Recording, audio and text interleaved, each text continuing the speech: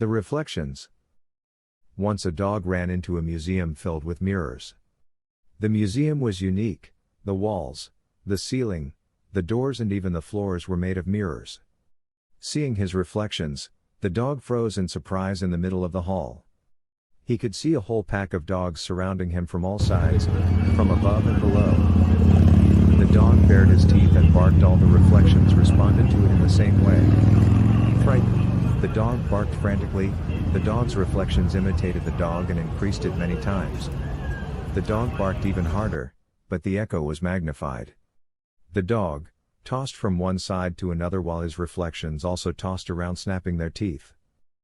The following day, the museum security guards found the miserable, lifeless dog, surrounded by thousands of reflections of the lifeless dog. There was nobody to harm the dog. The dog died by fighting with his own reflections. Moral: the world doesn't bring good or evil on its own. Everything that is happening around us reflects our thoughts, feelings, wishes and actions. The world is a big mirror. So let's strike a good pose. Please, like, share and follow. Thank you.